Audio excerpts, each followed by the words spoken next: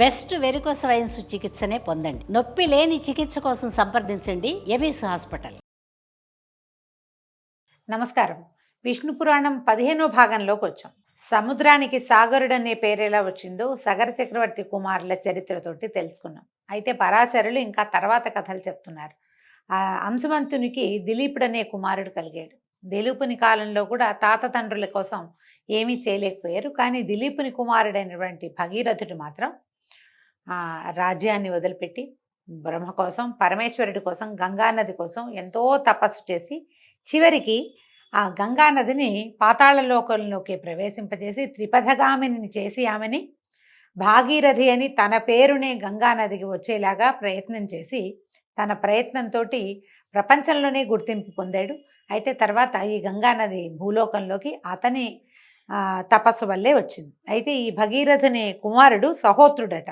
వాని కొడుకు నాభాగుడు, అతని కొడుకు అంబరీషుడు, అతని తనయుడు సింధుధ్వజుడు, వాని కుమారుడు ఆయుతాయువు కుమారుడు ఋతుపర్ణుడు. అయితే ఈ ఋతుపర్ణుడు అక్షవిద్యలో గట్టివాడు.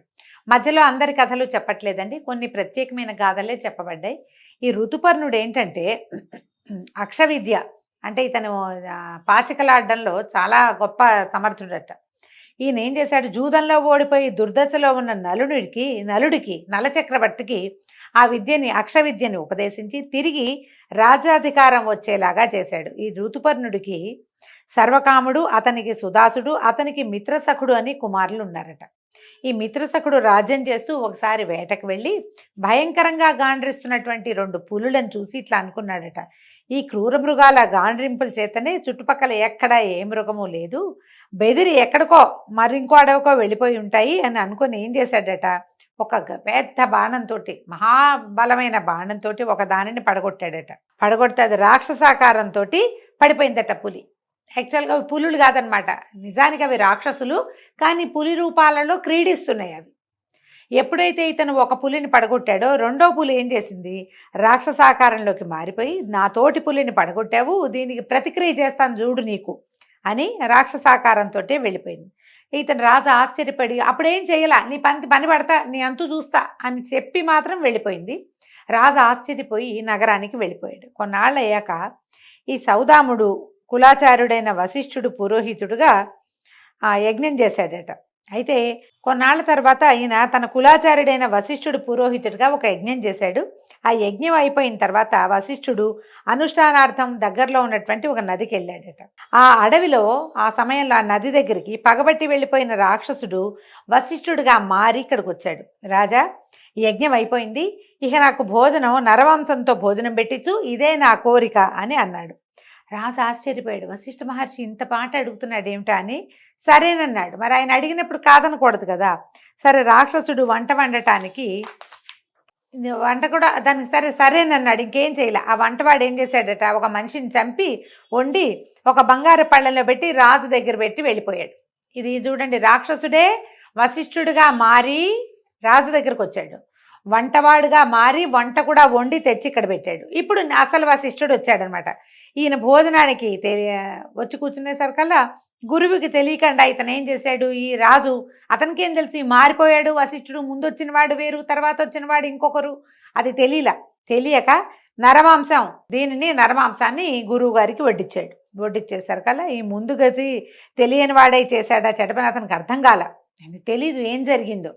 దాంతో వశిష్ఠుడు పరమ తీవ్రమైన కోపం వచ్చి పుణ్యాన్ని సంపాదించడానికి ఘోర తపస్సు చేసే నాకు నరమాంసం భోజనం పెడతావా, ఇది రాక్షసులు చేసే పని, నువ్వు ఇట్లాంటి పని చేసావు, ఇంత యజ్ఞం నాతో చేయించి నేను కాలకృత్యాల కోసం నదికి వెళ్ళి వచ్చేసరికల్లా నాకు నరమాంసం పెట్టి నన్ను అవమానించావు, కాబట్టి నరమాంస భక్షకుడు అయిన రాక్షసుడిగా మారిపో అని రాజుని శపించాడు. దాంతో రాజు బతిమలాడుతూ, అయ్యా, నువ్వు పొద్దున ఇందాక అడిగావు కదా ఈ భోజనం కావాలని, మళ్ళీ నన్ను శపిస్తావా, నువ్వు అడగటం వల్లే కదా నేను ఇంత పని చేశాను, లేకపోతే యజ్ఞం చేసిన వాడిని నేను నరమాంసాన్ని నివేదిస్తానా తండ్రి, నా తప్పు కాయి, నేనేం చేశాను నాకు తెలియటం లేదు, నువ్వు అడిగిందే నేను చేశాను కదా అని పరిపరి విధాలుగా బతిమలాడితే వశిష్ఠుల వారు దివ్యజ్ఞాన శక్తితోటి ఇట్లా తెలుసుకొని, ఓహో ఇది జరిగింది, సరే నీకు శాపం 12 సంవత్సరాలు ఉంటుంది నాయన, 12 ఏళ్ళు నీకు ఇది తప్పదు, శాపం వచ్చేసింది కాబట్టి 12 ఏళ్ళ తర్వాత నీకు శాప విముక్తి లభిస్తుంది అనగానే రాజు అన్నాడు, ఒప్పుకున్నాడు. కానీ ఏమన్నాడు, నిరపరాధిని నేను, నన్ను నిష్కారణంగా శపించావు, ఇక నుంచి నువ్వు సూర్యవంశీయులకి ఆచార్యుడు కాక విచారిస్తూ ఉందువు గాని అని ప్రతిశాపాన్ని పలికాడు. కోపం తట్టుకోలేకపోయాడు రాజు కూడా. నువ్వు అడిగావు కాబట్టే పెట్టాను, నువ్వు రూపం మార్చుకొచ్చావని నాకెట్లా తెలుస్తుంది, నాకు తెలీదు, నేను మామూలు మానవుడిని, నువ్వు గురువువి, మంత్రవాదివి, మంత్రం తెలిసిన వాడివి, శాస్త్రం తెలిసిన వాడివి, కాబట్టి నిన్ను కూడా నేను శపిస్తానని సూర్యవంశీయులకి ఆచార్యుడు కావద్దు ఇంకా నువ్వని నీళ్లు తీసాడట, జలం చేత్తో పుచ్చుకున్నాడు, చల్లబోయాడట. ఇంతలో ఆయన రాణైనటువంటి మదయంతి వచ్చి, ఆగు ఆగు ఆగు ఆగు, అట్లా శపించచ్చా, గురువుని శపించకూడదు మనం, నువ్వు పొరపాటు చేస్తున్నావని ఆమె ఆపేసరికల్లా రాజుకి అప్పుడు తిప్పుకున్నాడు, కోపం తిప్పుకున్నాడు. కానీ శాపజలాలు ఎక్కడ చల్లినా లోకానికే చికాకు కలుగుతుందని తన కాళ్ళ మీదే చల్లుకున్నాడట. ఇంకెక్కడ చేయలేక భూమిని అంటే ఎవ్వరికీ ఆ కల్మషం తగలకూడదు అనుకుని తన పాదాల మీదే చల్లుకునేసరికల్లా ఏమైందట, వెంటనే అవి పాదాలు నల్లగా అయిపోయినాయట, మాడిపోయినట్టు అయిపోయినాయి, పాదాలు కళాకాంతి లేకుండా అయిపోతే అప్పటి నుంచి ఆయన పేరు కల్మాషపాదుడు అయ్యాడట ఆయన. అయితే ఈ కల్మాషపాదుడయ్యి గురువు శాపం వల్ల ఈ రాజు రాక్షసుడై రాత్రివేళ అడవుల్లో ఉండి వచ్చేపోయే నరులను చంపుతూ వారి మాంసాన్ని భక్షిస్తూ పగలు నరుడుగా కూడా ప్రవర్తించేవాడట. ఇలా ఉండగా ఒకనాడు ఒక బ్రాహ్మణుడు భార్యతో కలిసి అడవిలో సుఖిస్తూ ఉండగా రాక్షసుడిగా ఉన్న రాజు ఏం చేశాడట, ఆ బ్రాహ్మణుడిని పట్టుకుని మింగడానికి అయ్యాడట. అయ్యేసరికి ఆ బ్రాహ్మణ పత్ని విలపిస్తూ ఇలా అడిగిందట, లోకం అంతా స్తుతించే కీర్తి కలిగిన వాడివి, కరుణామూర్తివి, ఇక్ష్వాకు వంశభూషణుడివి, ఇట్లా బ్రాహ్మణుడిని చంపచ్చా, నా భర్త కదా, అతన్ని పోగొట్టుకొని నేను ఎట్లా సుఖపడతాను, నాకు జీవితం ఏముంది ఇంకా, పైగా బ్రాహ్మణ హత్య మహాపాతకం కదా, ఇది నీచకర్మ, అతన్ని చంపద్దు, విడిచిపెట్టు, నా బొట్టు చెరపకు అని పెద్ద బతిమలాడిందోట. అయినా సరే అతను ఏం చేశాడు, మా రాక్షసుడు బ్రాహ్మడి మెడ విరిచి భక్షించేశాడట. ఆ బ్రాహ్మడు భార్య, ఆయనకి పిచ్చి కోపం వచ్చింది, ఆవిడకి కోపించి ఏమందట, దుర్మార్గుడా, కలిసి సుఖించే సమయంలో నాకు పతి లేకుండా చేసావు కాబట్టి నీ భార్యతో సుఖించడానికి నువ్వు సిద్ధపడిన వెంటనే చచ్చిపోదువుగాక అని శపించి అగ్ని ప్రవేశం చేసిందట. ఇలా రాజు చేసిన ఈ దారుణ కార్యానికి ఆ అడవిలో ఉన్న భూతాలన్నీ హాహాకారాలు చేసాయి. ఏం చేస్తారు, ఇక చేయగలిగేది ఏం లేదు, అతనికి ఏమో అలాంటి శాపం ఉంది, శాపం ప్రకారం అతను ప్రవర్తిస్తాడు, ఇంక అదే జరుగుతుంది అక్కడ.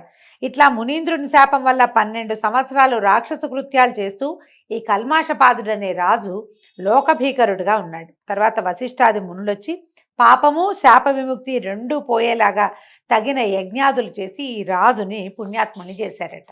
తర్వాత ఈ 12 ఏళ్ళు గడిచిన తర్వాత ఈ యజ్ఞం వల్ల అన్నీ పోగొట్టుకుని నార్మల్గా అయ్యి ఈయన రాజ్యపాలన ఆరంభించాడు. ఒకనాటి రాత్రి పట్టమహిషైన మదయంతి దగ్గర చేరుకోగా ఆనాడు అడవిలో బ్రాహ్మణ పత్ని పలికినటువంటి ఆ మాటలు విని, ఈ శాపం ఉంది నాకు, నేను భార్య దరి చేరకూడదు, నేను మరణిస్తానని చెప్పి వెళ్ళిపోయాడు. విచారగ్రస్తుడుగా అయిపోయాడు. ఆయన ఏం చేయాలో తెలియలే. అలా కొంతకాలం ఉన్న తర్వాత సరే ఈయనకి సంతానం లేదు, ఏం చేయాలి, సంతానార్థం ఆలోచించి వశిష్ఠుడిని ప్రార్థించి నాకు సంతానం కలగాలి, నా భార్యకి పట్టపురాణికి లేకపోతే నా రాజ్యానికి ఉత్తరాధికారి ఉండరని ఆ భార్యని వశిష్ఠ మహామునికి అప్పచెప్పారట.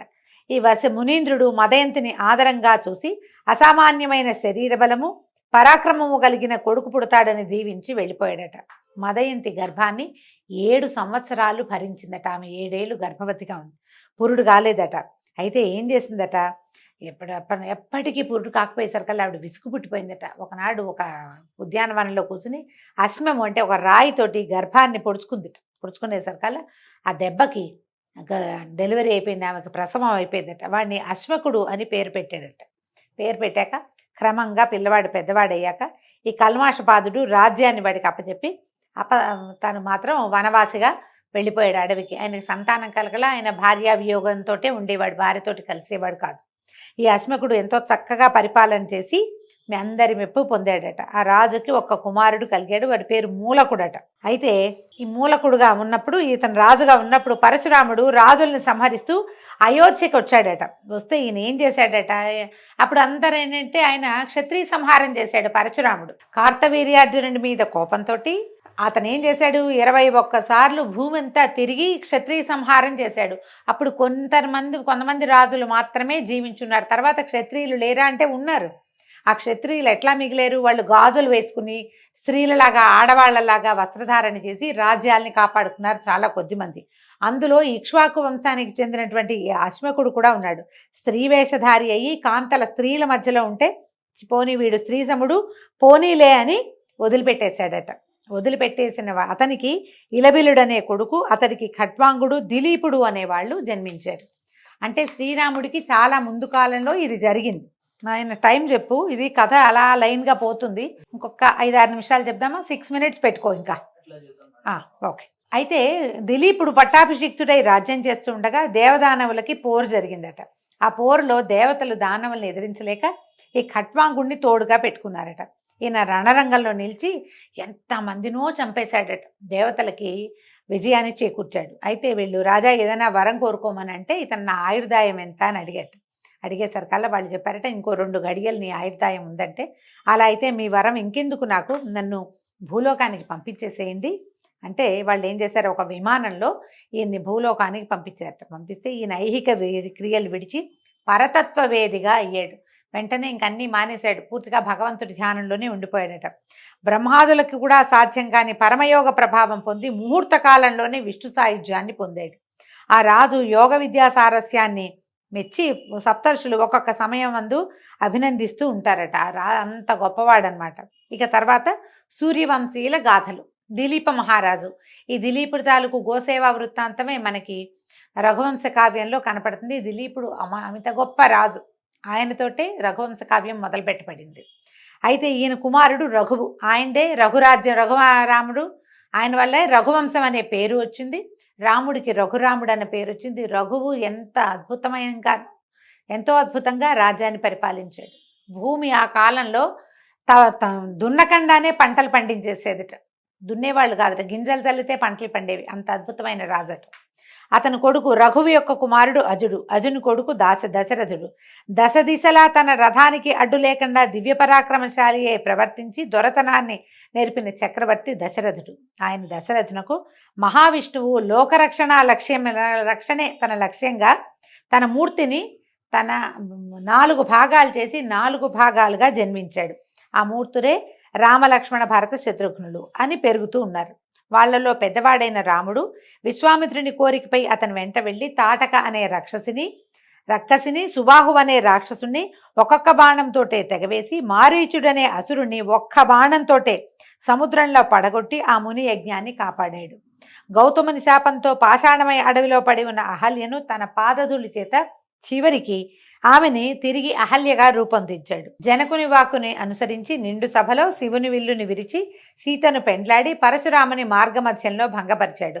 తన తల్లిదండ్రుల ఆజ్ఞను అనుసరించి సీతతో తమ్ముడైన లక్ష్మణునితోటి వనవాసం చేసి ఋషులను దేవతలను కూడా రాక్షస బాధల నుంచి విముక్తుని చేశాడు. విరాతుడనే వాణ్ణి హతమార్చి శూర్పణఖ అనే రాక్షసకాంతను అదరగొట్టి ఖరదూషణాది రాక్షసులను దారుణ రణధరణిలో తెగనాడి కబంధుని ఖండించి వానరరాజైన వాలిని పడగొట్టి వాలి తమ్ముడైనటువంటి సుగ్రీవుణ్ణి వానరరాజుగా చేశాడు. రామాయణం కథ అంతా బ్రీఫ్గా చెప్తున్నారు, సింపుల్గా. రావణుడు మోసగించి ఎత్తుకుపోయిన తన భార్య అయిన సీతను తెలుసుకొని రమ్మని హనుమంతుని పంపగా మారుతి వెళ్ళి లంకలో ప్రవేశించి సీతను దర్శించి లంకను కాల్చి రావణునికి బుద్ధి చెప్పి కలత కలిగించి తిరిగి వచ్చి సీతావృత్తాంతాన్ని రాముడికి తెలియజేశాడు. ఆ తర్వాత వానరరాజు సుగ్రీవుడు రప్పించిన వానర సైన్యంతో బయలుదేరి సముద్రంపై కొండలతోనూ చెట్లతోనూ ఆనకట్ట కట్టించి ఆవలకు చేరి లంకలో ఉన్న రాక్షసులను అనేకులను శ్రీరాముడే యమునింటికి అతిథులుగా చేశాడు. రావణ కుంభకర్ణుల శిరస్సులను యుద్ధభూమికి బలిచేసి అగ్నిసాక్షిగా నిరపరాధి అయిన సీతను గైకొని రావణుని తమ్ముడైన విభీషణుని లంకాధిపతిగా పట్టాభిషిక్తుణ్ణి చేసి తమ్మునితోనూ భార్యతోనూ సుగ్రీవాదులతో పుష్పక విమానారూఢుడై అయోధ్యకి తరలివచ్చాడు. శ్రీరాముడు రాజ్యం చేస్తుండగా లెక్కకు మిక్కిలిగా గంధర్వులు లోకాలకు చీకాకులు కలిగించగా భరతుడు వారిని ఎదిరించి తెగనాడాడు. అలాగే శత్రుఘ్నుడు మధుబనంలో లవణాసురుణ్ణి సంహరించి వాని స్థానాన్ని కైవసం చేసుకున్నాడు. ఇలాగా ఆ 4 అన్నదమ్ములు దుష్ట శిక్షణ శిష్టరక్షణ చేస్తూ చిరకాలం హాయిగా గడిపి చివర కోసల రాజమందున్న అన్ని వర్గాల వారితోటి పరలోకానికి వెళ్ళిపోయారు. రాముని కుమారులైన కుశలవులు, లక్ష్మణుని కుమారులైన అంగదుడు చంద్రసేనుడు, భరతుని సుతలు తక్షకుడు పుష్కరుడు, శత్రుఘ్ని కుమారులైన బాహుడు సూరసేనుడు ఈ యనమండుగురు 8 దిక్కుల పరిపాలన ఎదురు లేకుండా చేశారు. వారిలో వంశకర్త కుశుడు. కుశుని కొడుకు అతిథి, వానికి నిషధుడు, వానికి నలుడు, వానికి నభసుడు, నభసునకు పుండరీకుడు, వానికి క్షేమధ్వజుడు, వానికి దేవానీకుడు, అతడికి అహీనుడు, వానికి పారియాత్రుడు, అతనికి దళుడు, దళునకు చెలుడు, వానికి యుక్తుడు, వానికి వజ్రనాభుడు, వానికి శంఖుడు, అతనికి సుషితాశ్వుడు, వానికి విశ్వసకుడు, వానికి హిరణ్యనాభుడు. ఇలాగా ఆ వంశం ఎంతో కాలం పరిఢవిల్లుతూ ఉన్నది. హిరణ్యనాభుడు యాజ్ఞవల్క్యునకు శిష్యుడై యోగ విద్య నేర్చి మహాత్ముడయ్యాడు. అతని కొడుకు పుణ్యుడు, అలాగే ధ్రువుడు, శీఘ్రుడు, వాని కొడుకు మరుడు యోగశక్తి అమితంగా కలిగినవాడు. రాబోయే యుగాలలో కూడా సూర్యవంశం పెరుగుతూ ఉండాలని తపోయోగంతో కలాపం అనే గ్రామంలో ఉండేవాడు. ఈ అమరుని కొడుకు ప్రత్యాకుడు, వాడికి సుగంధి, వాడికి అమర్షణుడు, వాడికి అహస్వంతుడు, అతనికి విశ్వభవుడు, వానికి బృహద్బలుడు కలిగాక ఈ బృహద్బలుడు తర్వాత యుగమైనటువంటి ద్వాపర యుగంలో భారత యుద్ధంలో అర్జునపుత్రుడైన అభిమన్యుని చేత పరలోకగతుడయ్యాడు.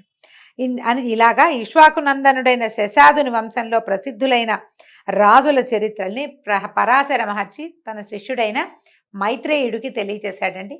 దీంతో ఈరోజు పారాయణ సమాప్తం. రేపు ఉదయం మళ్ళీ 16వ రోజు పారాయణలో కలుసుకుందామండి. నమస్కారం.